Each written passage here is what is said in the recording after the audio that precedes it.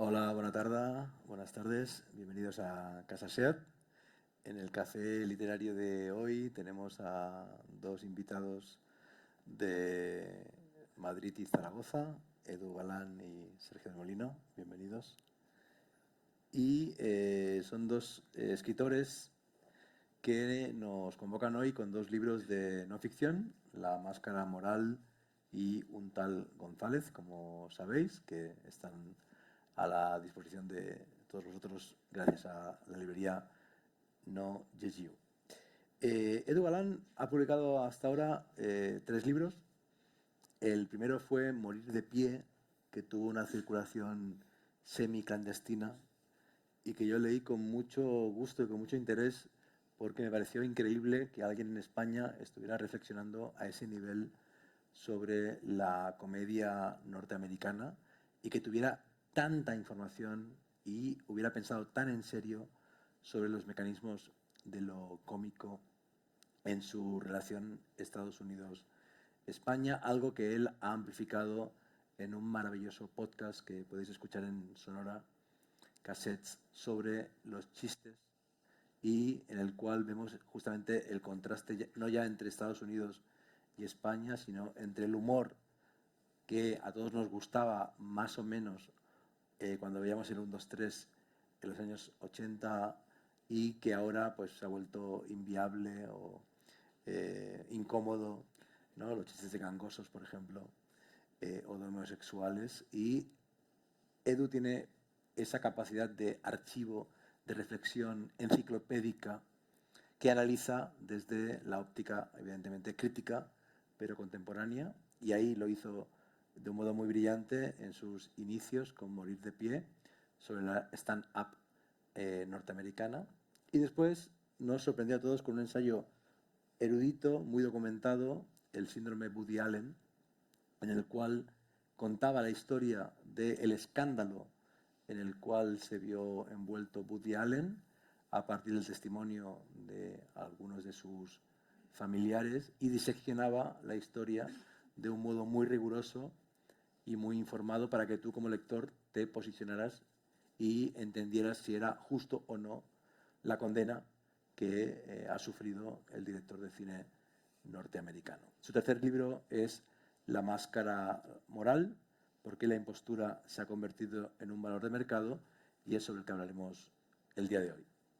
Por su lado, Sergio del Molino se dio a conocer sobre todo con La Hora Violeta, una crónica de duelo, un libro de duelo por la muerte de su hijo, y desde entonces ha ido alternando, yo diría, como una especie de movimiento de sístole y de diástole, el libro personal, autobiográfico, vinculado con su vida y con sus emociones, aunque con voluntad universalizadora. Y el último ejemplo de eso sería La piel, en la que habla de su piel, pero habla de la piel y de la monstruosidad y de la enfermedad que todos hemos en algún momento vivido, experimentado o pensado.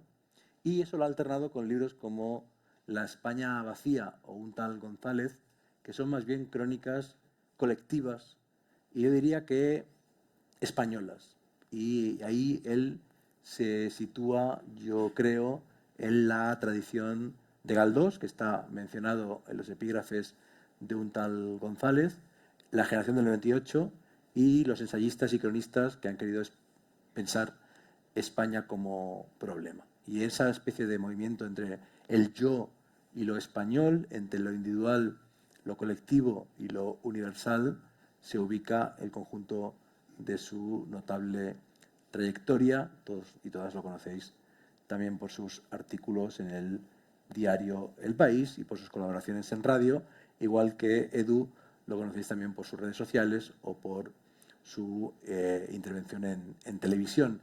Y eso creo que también los une a los dos porque tienen un perfil muy transmedia, muy contemporáneo, muy, y ahí va a ir mi segunda o tercera pregunta, de intelectual en el sentido más contemporáneo de la palabra. Pero antes de eso, aparte de si queréis presentaros, saludar, etcétera, me gustaría que hablarais del origen de los libros, porque aunque los dos libros nos pueden llevar hacia la política, me interesa menos la política que la literatura, que la escritura, que la artesanía, incluso estos cafés literarios empezaron en colaboración con el máster en creación literaria de la BSM UPF y siempre hablamos de cómo se hacen los libros al margen de su contenido. De modo que, por favor, aparte de saludar, hablarnos del origen de La Máscara Moral y un tal González. Bueno, en mi caso saludar es hola, ¿qué tal? ¿Cómo estáis? Y luego la génesis de mi libro está más fabricada. No, ahora vivimos en uno de los tiempos en que de pronto, por hablar de algo que está ocurriendo ahora mismo, en los que se plantea si es necesario el término telebasura, ¿no? Entonces, en mi caso la telebasura es grabar a una iguana defecando en National Geographic. Sería eso telebasura, se ve a la iguana defecando, ¿no? Eso es telebasura. Y telebasura sería, voy de nuevo, voy a por ello, telebasura sería lo que hace Jorge Javier. Pues no, es algo peor. Entonces, en mi caso, es lo de Jorge Javier. Es decir, yo construí un relato para explicar por qué se me ocurrió este libro. ¿Ese relato era verdad? Sí, en parte. Ese relato es que yo un día paseando en 2012 por Lavapiés, un barrio de Madrid que se caracteriza pues por su inmigración y bueno, pues por su carácter dentro de lo que es Madrid, izquierdista, una izquierda un poco fofa y de alguna forma pues habría que definirla, ¿no? Pues yo caminaba por allí y de pronto me encontré una cosa, que eso es verdad, que era uno de estos anuncios como de clases de inglés, pero en lugar de clases de inglés se ofrecía clases de tango antifascista. Entonces, claro, a mí esto me llamó profundamente la atención, que luego me di cuenta, al cabo de los años, al escribir el libro, lo fabriqué esa basura para vender este libro, como haría Jorge Javier, ¿no? Entonces, era que yo dije, pero bueno, ¿cómo es posible que se den clases de tango antifascista? Que si el tango es un baile prefascista, pero si el fascismo es de los años 30 o de los años 20, el tango es de finales del 19. Entonces, si ya aceptamos que es imposible que haya un tango antifascista, pues porque son de épocas diferentes, no es como ya decir que hay un tango jurásico. Es imposible. Pues bueno, ya te lo compro, ¿no? Y de pronto yo empecé a pensar cómo se baila un tango antifascista frente a uno fascista. Se mueve más el culo. ¿Cómo se baila un reggaetón antifascista frente a uno fascista? Pues eres más Blanca Paloma que Rosalía. Entonces, esa idea me dio al lugar que yo pensaba, ¿no? Que realmente era una impostura. Que vender clases de tango antifascista era simplemente un eslogan basado en una moral, la antifascista, pues que iba a traer más compradores de clases de tango que si se lo hubiesen declarado vegano o se lo hubiesen declarado pacifista. Y entonces me admiró. Entonces digo, pero bueno, ¿cómo es posible que alguien venda estas clases por esta razón?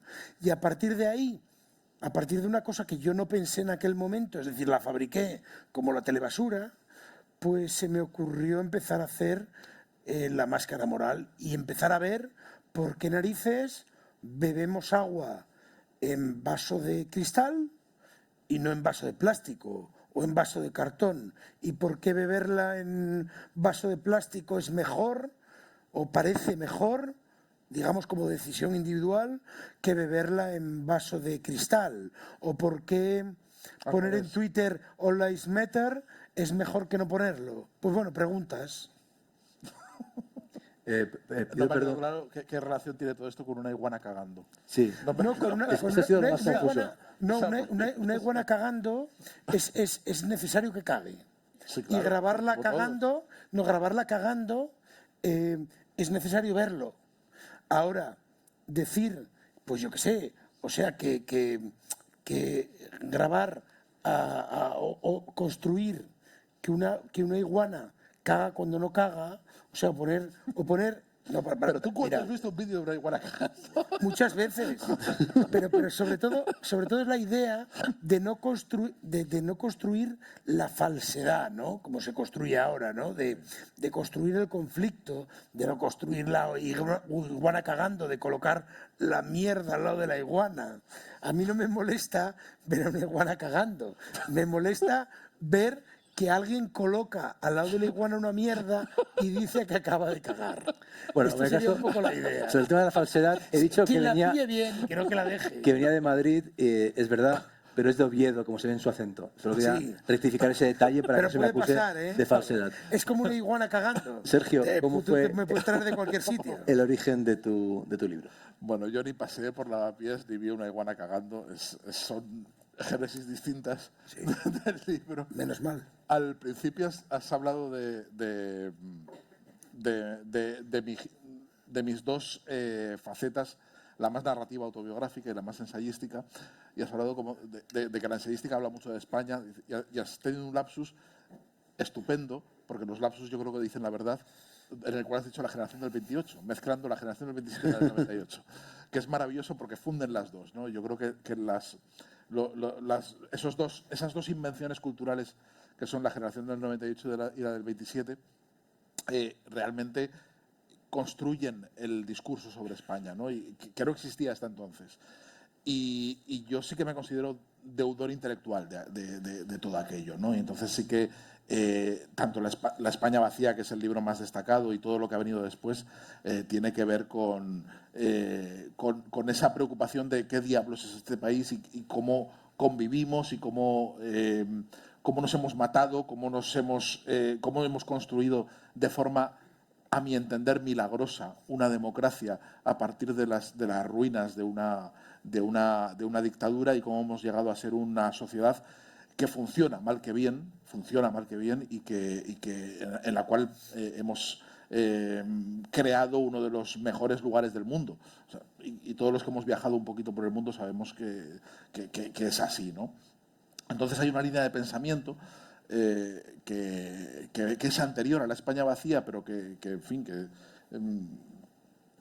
surge para muchos lectores de la España vacía, que desemboca un poco en un tal González, porque a mí me preocupa un poco saber cómo hemos llegado aquí, cómo hemos llegado a crear una sociedad donde podemos convivir, donde puede existir incluso Edu Galán con su iguana cagando. Pero me parece una imagen preciosa. Es preciosa. De basura, de telebasura de verdad. Y no la de Jorge Javier, que es fabricada. ¿Y qué es peor, has dicho? Que es peor, además. Entonces, es una línea en la que he seguido con varios libros, y un tal González, la génesis de un tal González está no en un paseo por Lavapiés, sino en un paseo por relativamente cerca de Lavapiés, en la calle Hortaleza, en Madrid, en el Colegio de Arquitectos, donde en el año 2018, coincidiendo con el 40 aniversario de la Constitución Española, el diario El País organizó una conversación para celebrar los 40 años de la Constitución entre los dos presidentes más importantes de la derecha y de la izquierda que ha habido, entre Felipe González y José María Aznar. Y entonces nos invitaron a los Plumillas del País, y yo acudí. Me parecía que era una forma estupenda de pasar la tarde, ver aquello. O sea, digo, bueno, algo sacaré, algo aprovecharé de aquello. Y entonces asistí a una discusión que está en el libro, está contada en el libro, en una de las aproximaciones a Felipe González, que jalonan un poco la historia del libro, que empieza en el año 69 y termina en el año 97. Y se van intercalando algunas aproximaciones hacia la figura corpórea de Felipe González por mi parte, y entonces está contado esa tarde, en el año 2018, en el Colegio de Arquitectos, en la cual yo salí de una forma totalmente incomprensible para mí, sintiendo lástima por José María Aznar. que es algo que nunca me había pasado. No había... ¿Visteis cómo es mejor ver cagar una iguana? ¿Ves? Que sentir lástima por José María Aznar. Sentir Me parece lástima. uno de los personajes más deleznables. Pero porque no estuviste ahí, Edu. No, Si tú hubieras estado ahí, si hubieras estado ni ahí en el y parto hubieras de Ana visto... Botella estuve. Mira, era una conversación como la que estamos ahora, pero donde está Jorge estaría sentados Sol Gallego Díaz, tú serías Aznar, yo sería Felipe González, yo salgo ganando. Y Bueno, entonces, por poco, pues no, en el yo photo salgo ganando, finish. yo salgo ganando.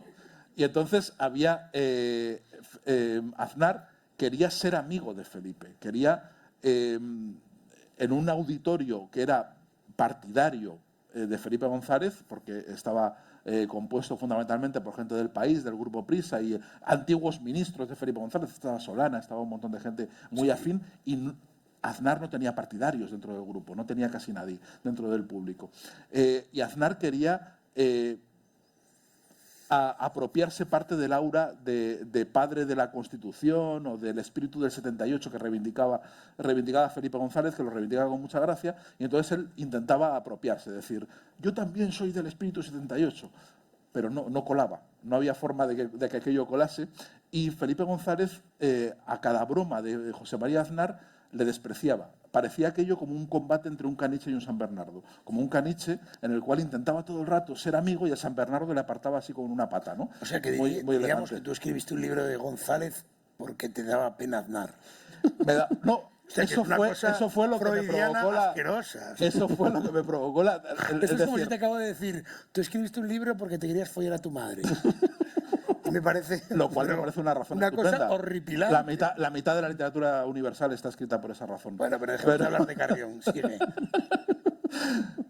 A mí me salí maravillado, digo, si este tío ha conseguido que yo sienta pena de José María Aznar, digo, hay algo verdaderamente interesante, seductor y verdaderamente seductor en la figura de Felipe González. Digo, y yo he percibido algo ya, un eco muy lejano de lo que debió ser el Felipe González del año 82. Y entonces empezó a barruntar, empezó a dar vueltas acerca de Felipe González y acerca de el odio que destila y la animadversión que despierta fundamentalmente en mi generación la figura de Felipe González, ¿no? Y a partir de ahí empecé a darle vueltas y me pareció que era el momento de empezar a reflexionar de una forma literaria, desde un punto de vista estrictamente literario, sobre la figura de Felipe González. Porque no existía. O sea, en ese momento no existía un libro como el que yo he escrito. Hay una bibliografía desbordante sobre Felipe González. La mayor parte de los libros que se han escrito sobre él son de periodistas de su generación a favor o en contra. Hay también alguna parte de historiografía, hay algunos historiadores que han abordado su figura, no muchos, pero los hay, porque es demasiado reciente, evidentemente, pero no hay una aproximación literaria, no hay ningún escritor que hasta la fecha se haya propuesto empezar a dibujar su figura de una forma literaria. Y me parecía que había un hueco ahí en el que yo podía cubrir de una forma fundamentalmente suicida. O sea, una vez escribí el libro y una vez lo publiqué, me di cuenta de cuál era la razón por la que nadie había escrito este libro, ¿no? Y es evidente. Es muy interesante cómo en tu trayectoria has sabido localizar temas inéditos, nichos. Pero eso es porque no tengo ningún instinto de autopreservación. Bueno, pues tienes instinto periodístico eso también. Es autónomo. El periodismo te Pues va buscando acostumbra a eso. nichos como el vendedor de crecepelos. No te líes, Carrión. Vinculado con eso, con González y con nosotros, con los tres. Yo creo que los tres, y ahí le doy la razón. Yo, la verdad es que no tengo una muy buena opinión de González, pero después de leer el libro Compartimos. es un poco más positiva y entiendo muy bien el argumento central de Sergio. Me parece muy interesante, muy casi utópico, ¿no? Positivo, constructivo. Pero sí que es verdad que los tres somos de una generación que sin la transición y sin Felipe González, pues quizás no seríamos quienes somos ni estaríamos aquí hoy, ni habríamos publicado los libros que hemos publicado, etc. El tema de la sanidad que tú has defendido mucho, el tema de la educación, no solo de la universidad pública, también de las bibliotecas, del acceso a la cultura de gente de origen humilde Yo pensaba en vosotros estos días. Bueno, nosotros dos, Edu es rentista, es rico. O sea, Edu, No, vosotros no me incluyas. Yo sobre todo en ese argumento que tú planteas, que está muy bien, es decir, yo lo que le plantearía a Sergio es decir, podría haber sido cualquier otro, porque González, digamos, después de la transición, pues podría haber sido, no sé, Bueno, X, pero el señor X, mi por argumento decir algo. no ha acabado, ¿no? El señor X es el gran tema, Porque, evidentemente, digo, no, de la perdona, antipatía. ¿por qué Pero me refiero, González, qué aportó González a eso que tú estás diciendo? Bueno, Al he desarrollo dicho- de la sanidad pública, bla, bla, bla, bla. todo, muchas cosas. Hasta los argumentos. después hablamos de eso. Quiero hablar de literatura, he dicho, no de política. Y mi argumento era que incluso los rentistas, la visión cosmopolita abierta del mundo, en parte, se debe a figuras como la de González, la de Suárez, incluso la de Jordi Pujol, que también es otro personaje deleznable, como te he dicho, con González. Entonces, mi punto es, ¿hasta qué punto, si tú escribiste sobre Woody Allen, te atreviste a escribir sobre Woody Allen desde España, ¿no? O Sergio se ha atrevido a hablar de la piel y hacer una historia cultural de la piel, tiene que ver con esa apertura al mundo que todos sentimos que ocurrió por personas como González, por los Juegos Olímpicos de Barcelona 92, por muchos motivos que hicieron de España, como dice Sergio, un país que está entre los, entre comillas, mejores del mundo en muchas cuestiones, aunque no sea mainstream decir eso, sino todo lo contrario, ¿no? Castigar, quejarse, etc. Yo tengo por motivos familiares mucho vínculo con Italia y no entiendo cómo Italia está en el G10, porque es un país desastroso en muchos niveles y España en muchos niveles es mejor que Italia. Entonces mi pregunta es, ahora visto en perspectiva estos dos libros, desde vuestra trayectoria, vuestra formación intelectual, en tu caso y en el tuyo, porque después del síndrome de Woody Allen, la máscara moral es muy español. La mayor parte de los ejemplos son sobre Vox, sobre Podemos, sobre Bandini, sobre el tango antifascista. Desde el punto de vista de quiénes sois, ¿por qué optáis por escribir en vuestros nuevos libros, sobre todo por España? ¿O España os duele, os preocupa? ¿Por qué no seguir con En mi caso es evidente, otros? porque en mi caso para que sea más corto. Es decir, porque yo apelo al lector o a la lectora, pues bueno, porque yo no he aspirado nunca a que me traduzcan. Y si me traducen, pues ya adaptaré otros argumentos en el sentido de otros ejemplos, en el sentido de que sean suficientemente claros. Pero yo hablo de Vox, o hablo de Podemos, o hablo del PSOE, o hablo de no sé qué, o hablo de tal, simplemente por mi obsesión porque me entiendan en poco espacio. Nada más. Es decir, para que mi argumento sea lo suficientemente visual en el momento que yo escribo el libro, de hecho por eso envejecen peor que, entiendo yo, que los de Sergio, pero que es irrelevante, porque yo lo que quiero es que se entiendan en el momento que salgan, para que entiendan mi argumento, para que entiendan por qué la exhibición constante de moralidad, es decir, pues bueno, en un momento Black Lives Matter, en otro momento lo contrario, en otro momento no sé qué, en el fondo es una demostración espuria para llamar la atención. Entonces yo, para que el personal que lea mi libro pues lo entienda cuanto antes. Y si se queda viejo, pues problema mío, pues ya venderé menos, ¿no? O dirán, joder, qué viejo, o irán al YouTube. Yo he entendido siempre los libros para que me entiendan, nada más. Y esos ejemplos, si yo me pusiese a elaborarlo en un sentido de que fuese un poco más global, digamos, perdería esa urgencia del diálogo que yo quiero tener con el lector, que es inmediato, que es, venga, que me entiendas. Desgraciadamente, pues seguramente pues envejecerá peor como envejecía mi sátira en Mongolia, pues bueno, porque me dedico a...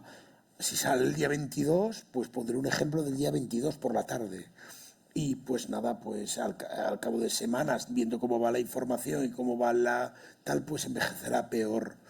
Pero yo espero que el lector, aquellos que lleguen más tarde al libro, pues sean capaces de entender por qué yo lo he hecho.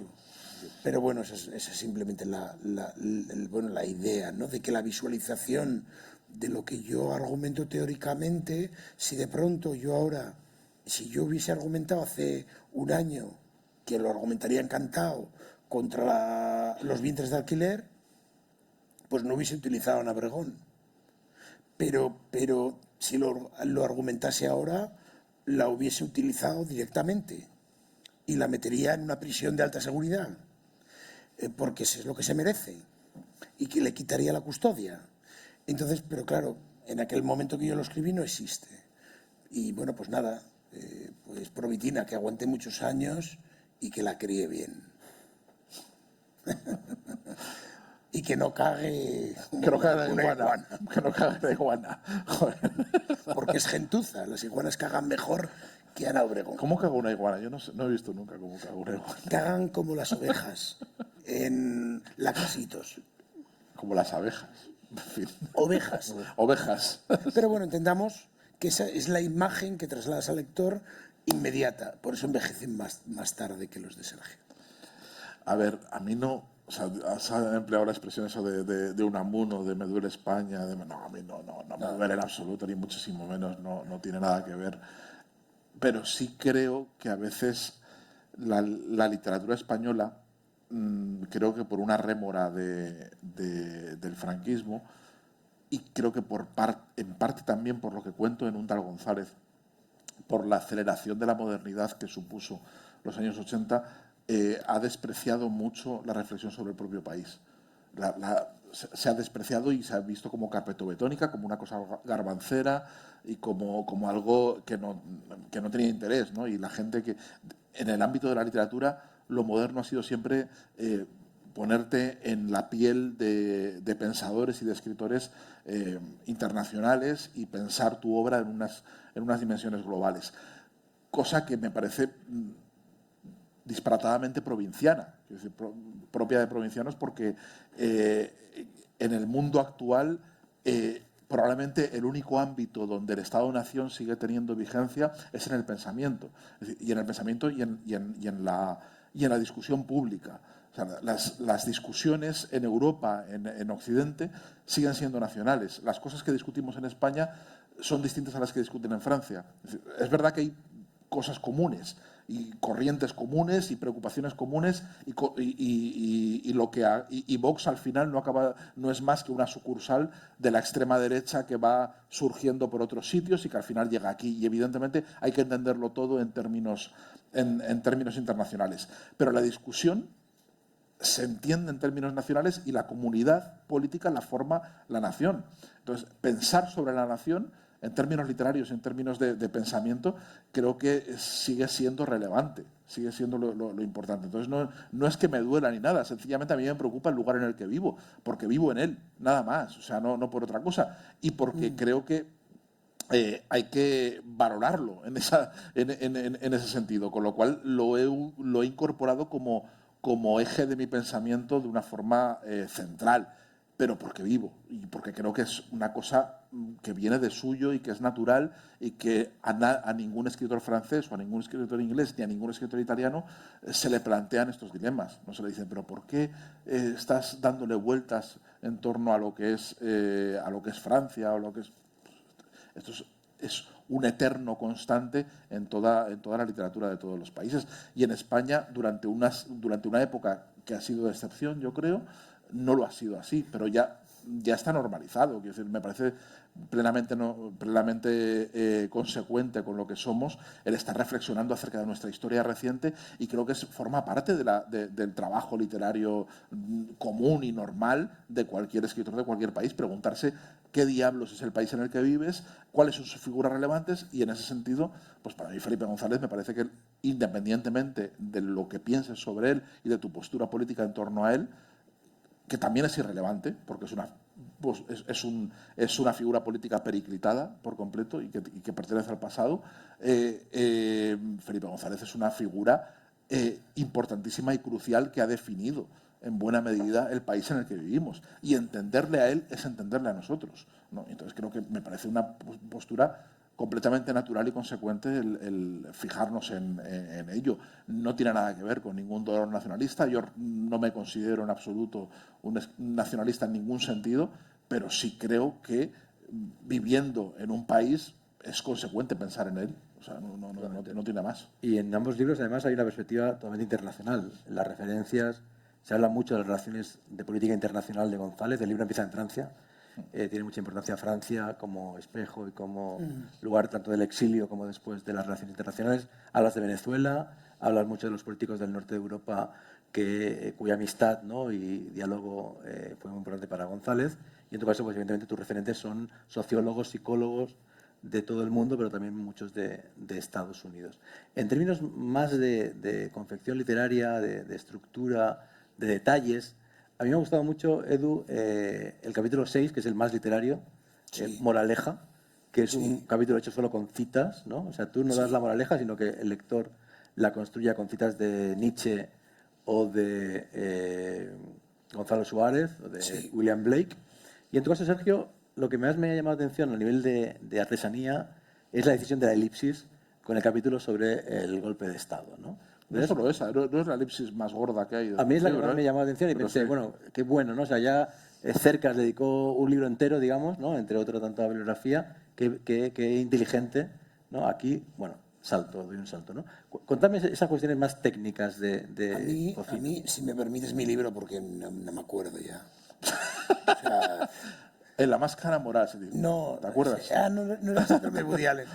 No, sobre todo era la idea de... Me hacía muchísima gracia un libro en el que se habla de la moral como una cosa, digamos, heterogénea, porque dentro de una sociedad democrática caben muchas morales, cabe la moral, digamos, de una izquierda, de una derecha, una moral católica, que todas se rigen, digamos, por el Estado de Derecho.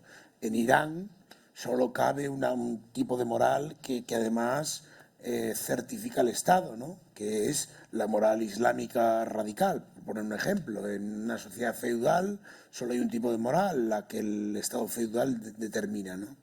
Entonces, en un libro, digamos, tan materialista y demás, me gustaba, donde se define tan claramente lo que es moral, cómo funciona, bla, bla, lo que es ética.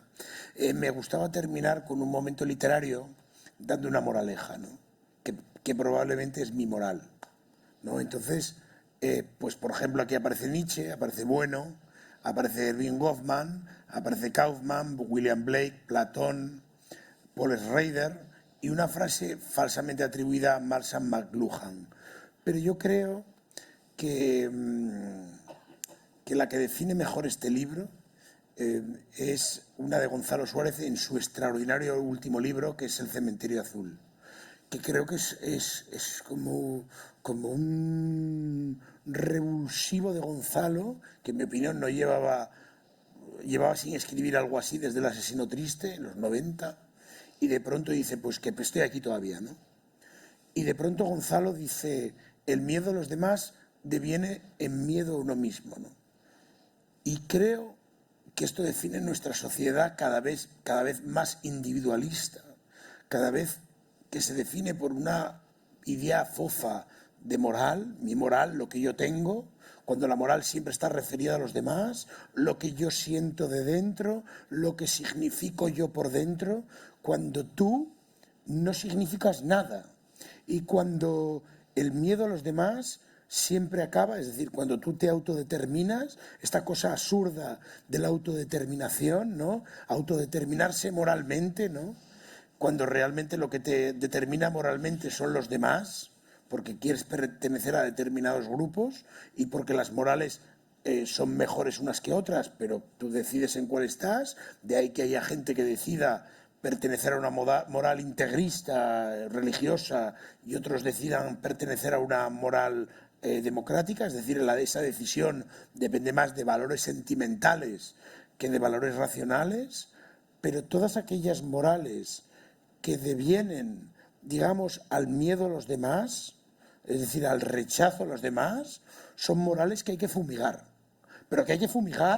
pero con un lanzallamas. Es decir, todas aquellas morales que excluyen al que no piensa como tú, por favor, hay que pasarles lanzallamas, porque devienen en el miedo a uno mismo. Es decir, yo soy psicólogo de formación, como sabéis, y todos aquellos, que esto es de lo que habla el libro, todas aquellas cosas que te desencarrilan de la vida, que te hacen desentender lo que eres tú en la vida y te dicen que las respuestas están en ti mismo, fumigarlas, porque acabáis medicaos. Es decir, lo primero que hay que hacer es entender la vida como una serie de azares y cosas, dependiendo de dónde vivas, hablamos de una sociedad occidental, que terminan en problemas. Problemas, pues como que se muere tu padre, que tu pareja no te quiere a veces, que tienes una hija que te odia, yo qué sé. Es decir, o sea que sería un poco el entender estas cosas, porque si no tienes miedo a los demás, dejarás de tener miedo a ti mismo. Entonces, pero mi problema es que esta sociedad de lo que trata o de lo que intenta es cultivar el miedo a los demás.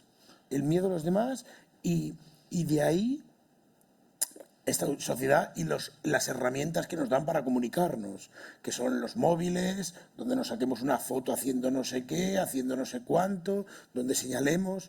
Todas esas herramientas devienen en miedo a los demás.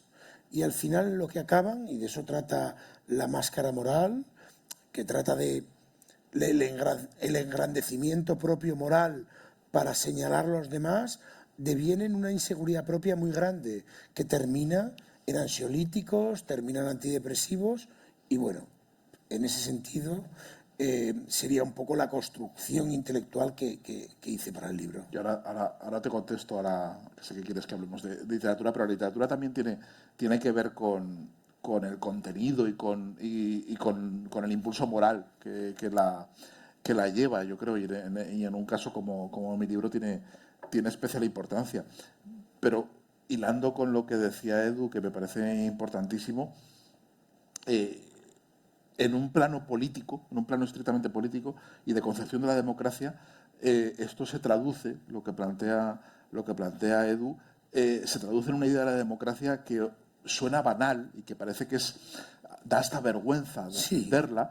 Sí, suena patética. No, suena banal, sí, y da hasta vergüenza defenderla, sí. pero que es básica y que parece que en estos mundos, en este tiempo de polarización y de individualismo sumo, parece casi revolucionario decirlo, pero la democracia es aguantar al otro. La democracia consiste también en aguantar todo aquello que no te gusta, sí, y en entender que compartes un espacio con gente a la que probablemente detestas, pero que tienes que aguantarte y que creo que la gran lección que se puede extraer de la generación de Felipe González y de toda esa historia política y de esa construcción de la democracia en España, y es algo que hemos olvidado en buena medida, tiene que ver con la frustración, o con asimilar la frustración y asumir que tus proyectos políticos, que tus ideas y que tus ideales nunca se van a realizar, porque su realización implicaría la destrucción de esa democracia y la destrucción de la convivencia, ¿no?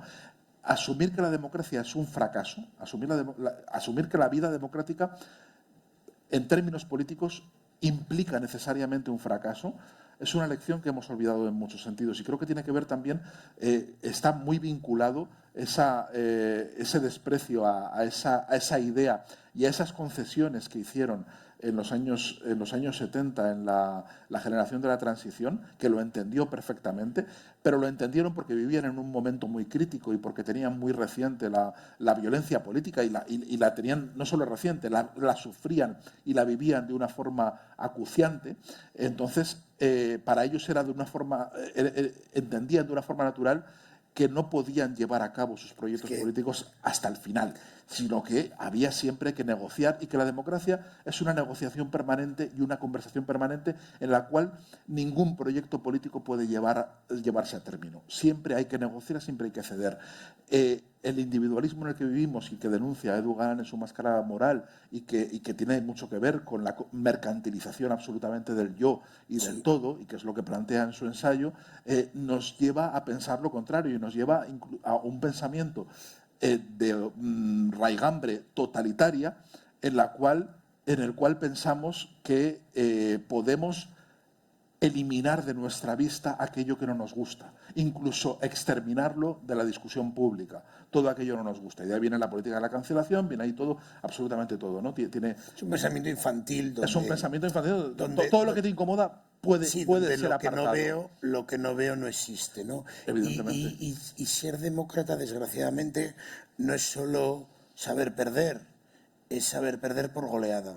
Porque si creéis que yo estoy cómodo con ver que las encuestas, ya no verlos porque ya los estoy viendo, con que las encuestas den 40 y tantos diputados de Vox en el Congreso, pues bueno, es que me conocéis poco, que menos mal.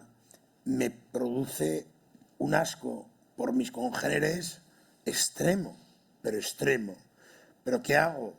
Pues me tomo colutorio, porque están jugando con un sistema que hemos planteado todos y que tenemos de alguna forma, y esto no es reaccionario, tenemos que de alguna forma gestionar a través de unas cosas que son realmente de izquierdas y progresistas, que son la educación, el mejorar las clases sociales, no sé qué, pero la solución, y de esto trata la máscara moral, no es derogar las instituciones democráticas o lanzarlas a que nos controle Google. Sé que Google o Amazon o Zara es muchísimo más reforzante que el voto cada 4 años, sin ninguna duda. Pero bueno, si yo adoro Amazon, clico y me compro una escobilla, me la sirven al toque. Pero es que la democracia y el Estado es otra cosa.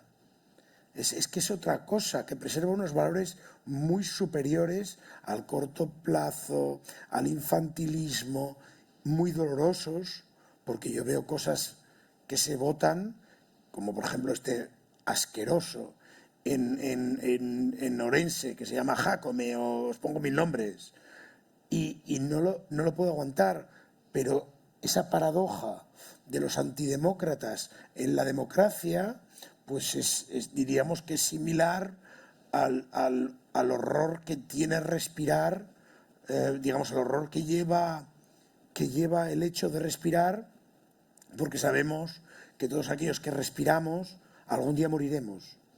Entonces, pues son pagos que te pide la vida o que te pide la democracia hasta cierto punto, ¿no? Y no sé si tú me llevas la contraria, por fin. No, Basta, en eso estamos muy en sintonía. Y lo que hablaba, y ahora te respondo a la elipsis y a la construcción literaria.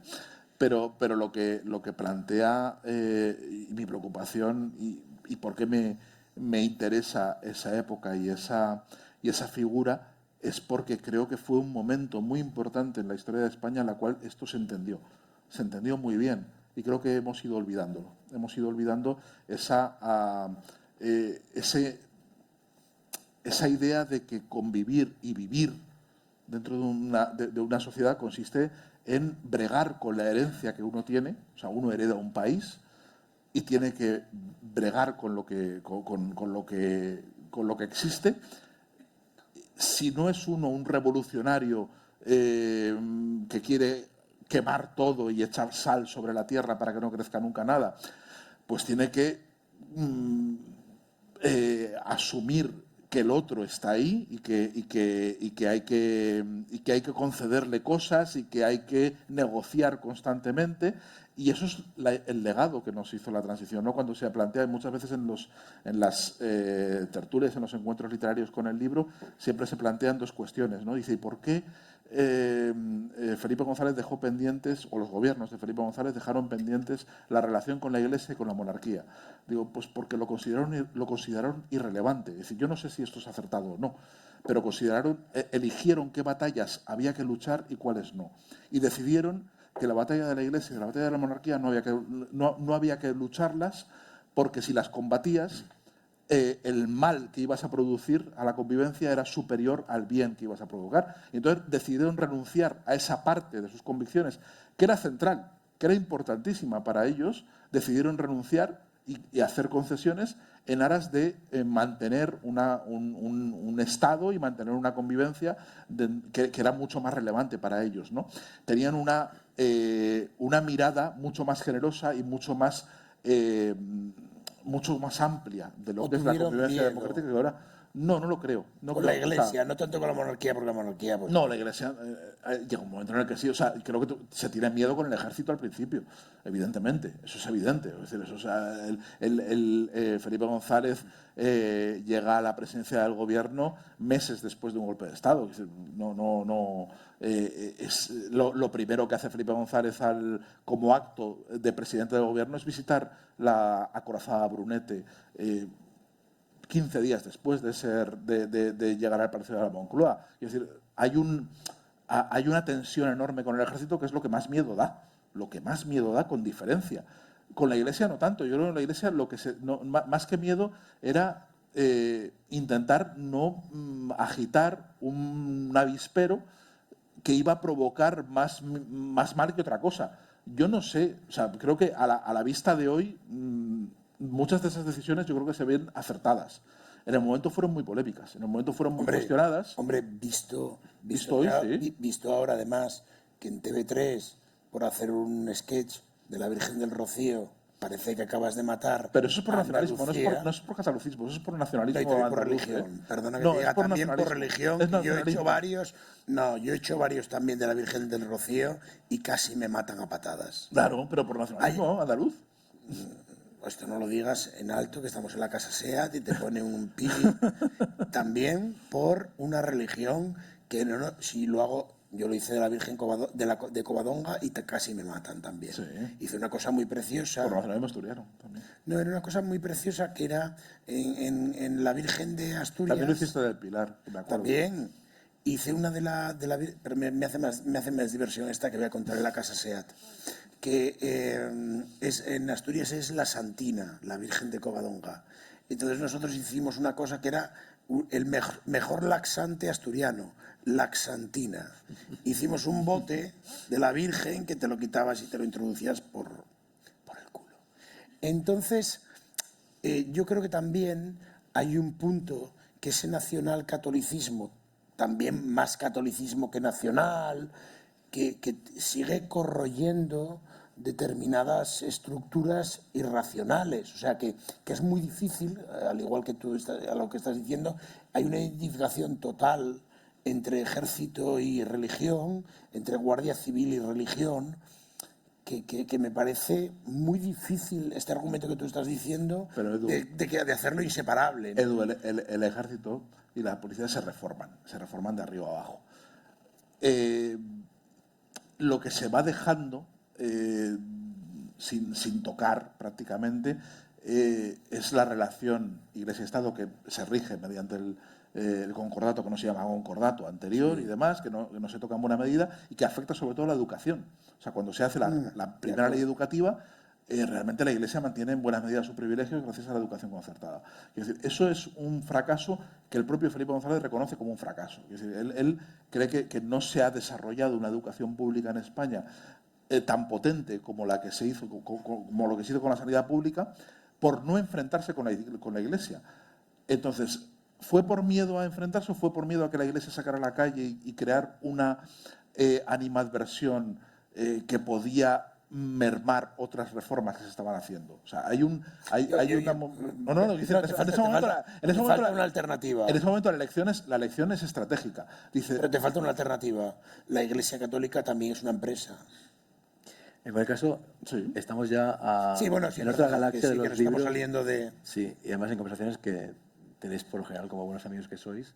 Entonces, si te parece bien responder a mi pregunta, sí, puedo hacer claro que sí, la última antes de que se vaya el tiempo, que nos salimos, 5 minutos. Perdona, que nos salimos de lo literario. A ver, este es un libro que no tiene ánimo enciclopedista y no quisiera, y por eso he añadido una nota que ha sido objeto de discusión en la crítica al principio, diciendo que este libro es una novela, cosa que, sabiendo además que en cuanto dices eso de un libro que no es estrictamente una novela, los críticos se ponen de uñas y empiezan a berrear y sale como el niño del exorcista, empiezan a dar vueltas. ¡Oh, no! ¡No es novela, no es novela!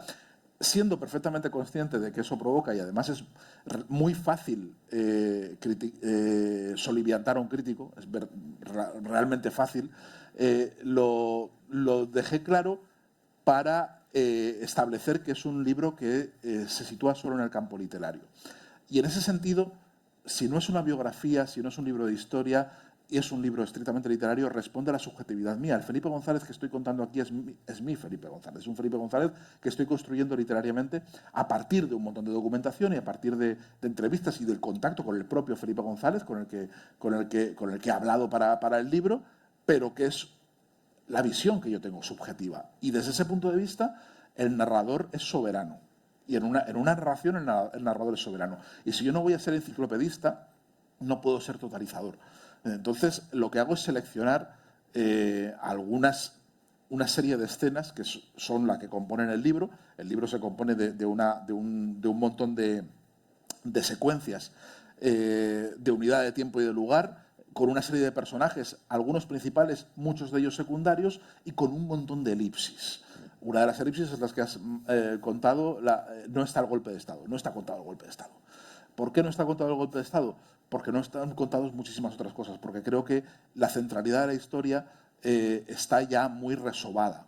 Y creo que los lectores ya están muy familiarizados con esa noche, saben lo que pasó, saben las copas que se tomaron, saben los guardias civiles que salieron por la gatera. Esa noche está muy contada. Y creo que hay muchos episodios y muchos personajes que no están tan contados y que para mí son muy relevantes dentro del proyecto reformista de Felipe González. Lo que quiero contar es la transformación de España. La transformación de España en un país que viene de una dictadura oscurísima y muy violenta y que en muy pocos años se convierte en una democracia avanzada.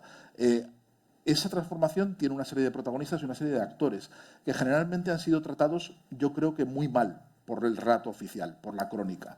Por ejemplo, Narcís Serra, alcalde de Barcelona, antes de ser ministro de Defensa, ha sido tratado de una forma caricaturesca por la historia. Ha sido una persona, porque probablemente por la propia fisonomía y por el propio carácter de Narcís Serra se prestaba mucho a esa caricatura. Y sin embargo, Narcís Serra es una figura central, fundamental, para entenderla.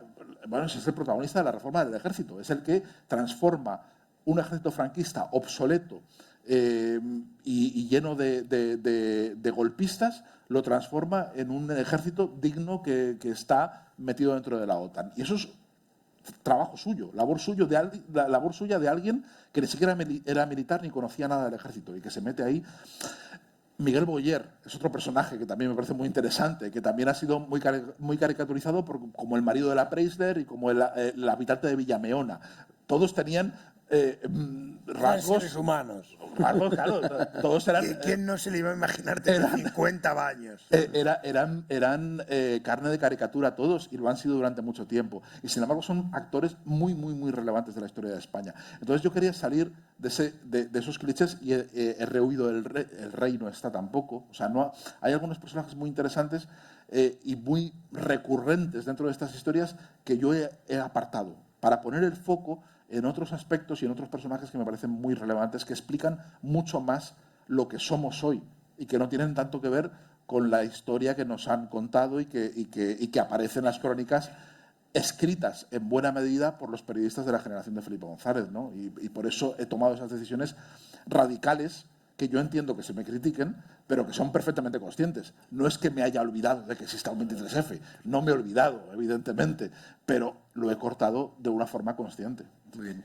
La última pregunta y ya abrimos la conversación. He mencionado antes que los dos trabajáis en muchos frentes, somos autónomos, radio, televisión, artículos, crítica literaria en el caso de Edu también, entrevistas y producción audiovisual, podcast, de todo tipo de trabajos.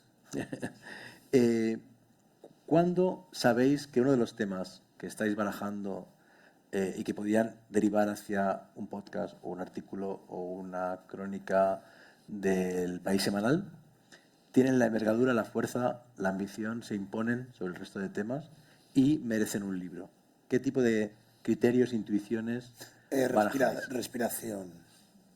De la misma manera que no sé, por poner un símil, ¿no? Que un ganadero ve que ternero de los que nacen o de qué gatito de los que nacen, pues respira mejor que el resto y nos van a morir, no lo sé. Yo creo que es una cuestión de oficio, de haberlo visto varias veces, haber probado muchas veces, haber tenido, en el caso de Sergio, creo que es de una suerte de ambos que nos han dejado probar y fracasar en el sentido de ventas, porque hay cosas que han vendido mucho menos que me parecen mucho mejor que otras que han vendido más, ¿no? Entonces yo creo que tiene que ver con una cosa puramente de azar. En mi opinión, de azar, por mucho que yo creo que pienso más en el público y me sale peor que Sergio. Es decir, pienso más en... Porque yo estudié psicología y comunicación y marketing, por eso a mí me gusta más, y cada vez me gusta más que escribir, me gusta más producir cosas para otros. Es decir, me gusta más que yo hacerlas, sacar adelante gente que yo creo que tenga posibilidades desde, pues yo que sé, acabo de hacer un proyecto sonoro con Calamaro y también he trabajado en Encuentros Inesperados de la Sexta, en Salvados, o sea, ver cosas que yo creo que tienen posibilidades y echar una mano más que yo hacerlas, porque he descubierto a base de hacerlas que tengo un olfato lamentable, porque Sergio del Molino... Cuéntalo, por favor. Claro, Cuéntalo la mejor de todas fue, y aparte es que me acuerdo el sitio, en la confluencia en Madrid de la calle San Bernardo con La Palma, donde ahora en una esquina, donde ahora se estaba construyendo entonces un parque de bomberos. Sergio y yo quedamos después de su hora violeta, pues como quedábamos tantas veces, y yo le hice la típica pregunta de siempre, bueno, ¿y en qué estás? Por hablar de algo, porque con Sergio es muy difícil hablar, es una persona hierática, es un autista, es como Robert De Niro en Despertares, o lo medicas o no habla. Y entonces le dije, bueno, ¿en qué estás? Y me dice, bueno, estoy pensando, voy a empezar un libro sobre los sitios vacíos de España. Lo voy a llamar La España Vacía, voy a estar viajando estos meses por esa España vacía, lo voy a llamar La España Vacía. Y yo le dije, joder, me parece una idea acojonante y ahí es donde me debería haber callado. Y dije, pero no vas a vender ni uno. No dijiste eso. ¿Qué dije? No. Dijiste, qué cojonudo, qué bien, qué tal. Y luego tú, a otra gente, a todos los oyentes, dijiste, ¿Ah, sí? Hostia, qué desgraciado, Sergio. Qué ¿De verdad? desgraciado. O sea, Sí, fue. ¿no te lo dije a la cara? No, a la cara no me dijiste, fuiste O sea, un puto cobarde. O sea que fue Fuiste también como un cobarde. tal González. Fuiste igual. O sea, he repetido la historia. Me miraste y dices, qué interesante, qué bien. Y luego me di la vuelta. Dice, joder, y tiene un hijo y tiene que mantenerlo, este pobre desgraciado. Vendió ¿Qué tal? 590 ediciones, está traducido a todos los idiomas. Entonces, pues bueno. Yo desde entonces mi olfato es una mierda. le uso como... O sea, si le veo que pone caras, veo que voy bien. Eso o sea, es. veo que... Bueno, Lo has petado con la cuento piel, lo has petado con un tal González. Bueno, aquel de los peces fue flojo. que fue un poco más flojo, Fue ¿no? un poco más La de las flojo. veces, pues sí. Pues ese yo le vi posibilidades. Sí, fuiste muy... Ese dijiste cojonudo, ahí vamos. Ahí vamos adelante, por fin. Tú eres maestro, eso toca el corazón de la gente. Ese lo presenté aquí o el 1 o el 2 de octubre de 2017. O sea, fue una cosa, también fue una cosa maravillosa. Todo correcto. Todo correcto. Estaba la gente tirando cosas por la puerta de la librería. La única pregunta y es la última que te tengo que hacer, que te la hago siempre que nos vemos en estos momentos estupendos con esta bellísima gente, es: ¿Felipe ha leído tu libro o no? Según me dicen, no. Insisten mucho en que no. Pero vamos... O sea, sí, claro. O sea, desde luego, si lo ha leído, no le ha dicho nada a nadie ni de sus amigos más íntimos, ni de... O sea, ¿tú crees que Felipe guarda dos secretos? Si leyó tu libro y el señor X. Seguramente. Venga, va, andate. No. Terminemos esta... A ver, si lo ha leído, no se lo ha confesado ni a su hija, con la que tengo ¿Ah, sí? bastante relación, y me asegura que no. O sea, ya le he dicho si es el señor X o no, pero lo de tu libro dijo, no. paso de decir Con su hija favorita, que decir, ¿Sí? A nosotros les da un poco igual, pero su hija favorita sí. Queda grabado, queda grabado.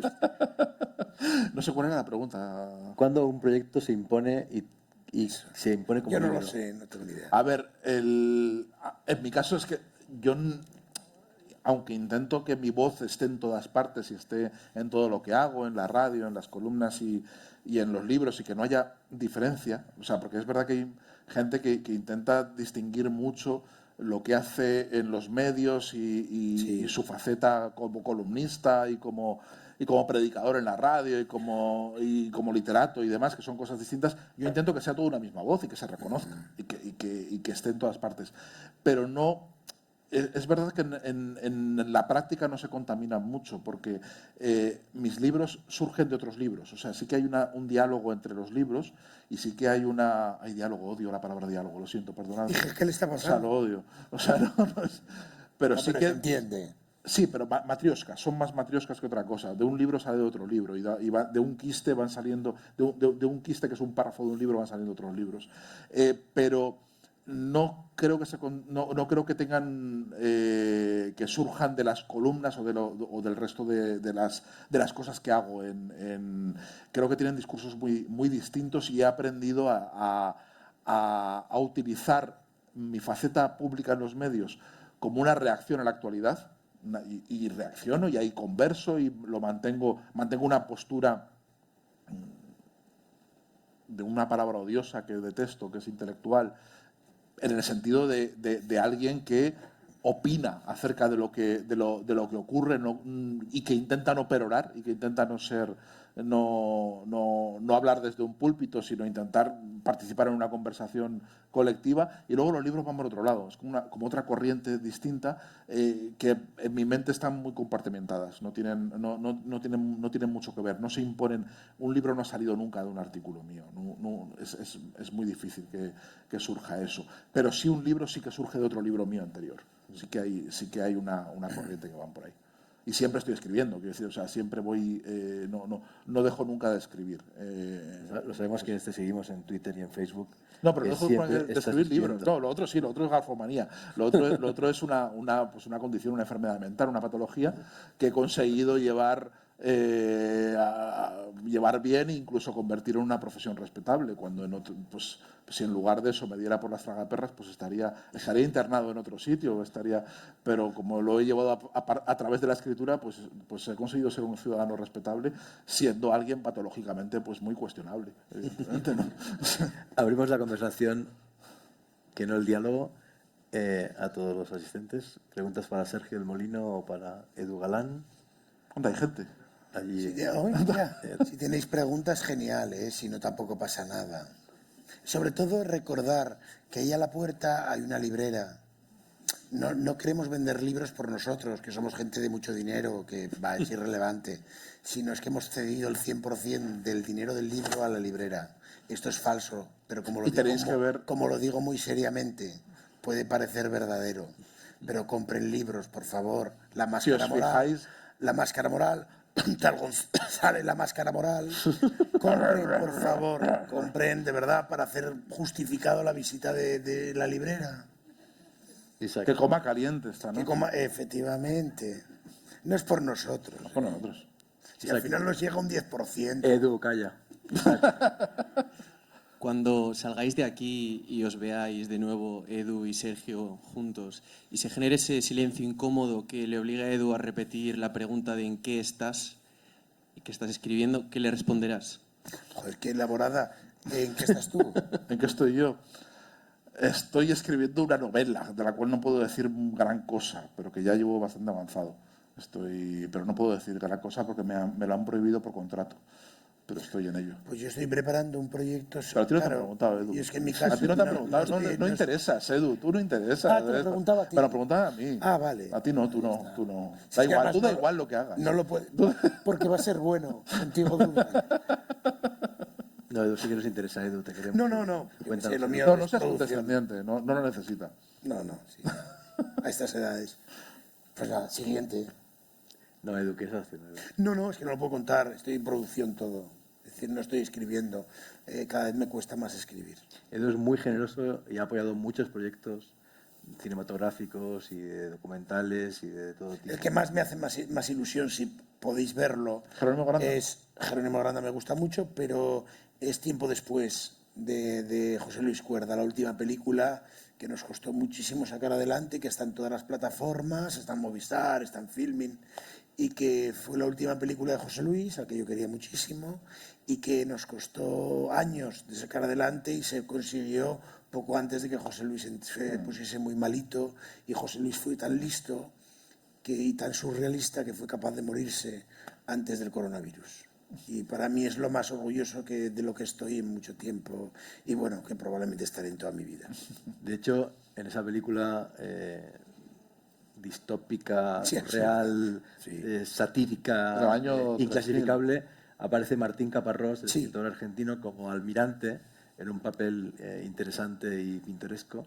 Y mañana, si os apetece, a las 6:30 en Pangea, la librería de viajes que hay en Rambla Cataluña con Gran Vía, Martín Caparrós presenta su libro La Crónica.